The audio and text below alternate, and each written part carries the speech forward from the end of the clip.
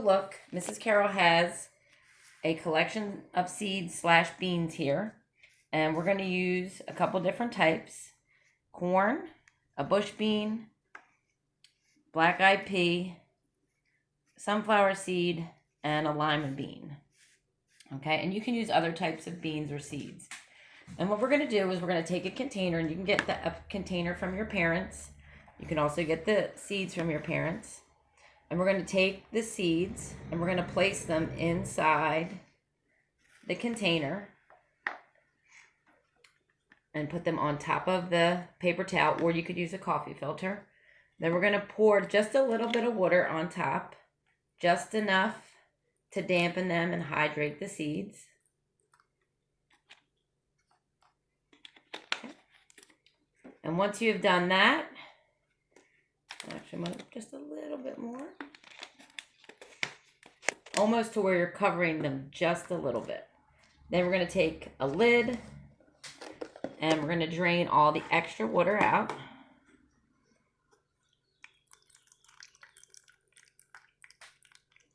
And this is how we're creating our mini sprouter.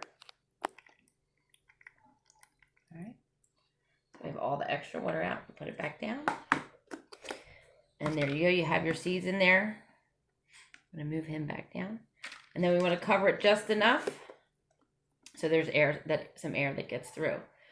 And here's an example that I have. This is my mini sprouter that I've been using. Okay. Another way you can do it is if you do not have a container, you can use a plastic bag. You can put a bean, there's my lima bean, inside a paper towel. Again, hydrate, dampen the paper towel, drain it out of the bag. You can pour the water inside the bag if you want and then drain it out. Or just dampen the paper towel, whatever works best for you. And then you have another version of a mini sprouter.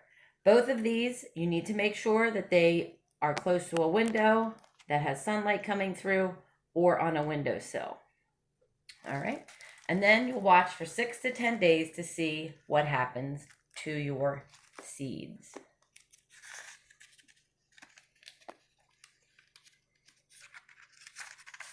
Now that you've made your own mini sprouter, you need to observe the changes in your bean each day.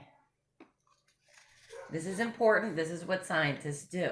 Record your changes each day by drawing a picture or writing a description of what you see.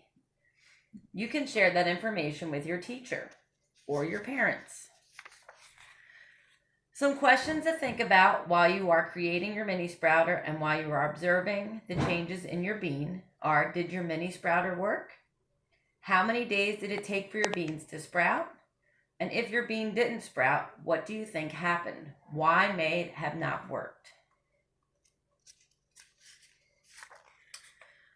Also remember that when you do have a sprout and you do have a seedling, you can continue to place it in a cup with water.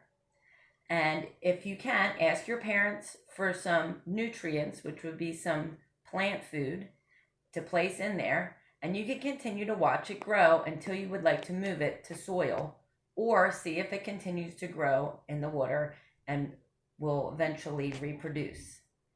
Good luck with your investigation. And remember, the more you know, the more you grow. Great job.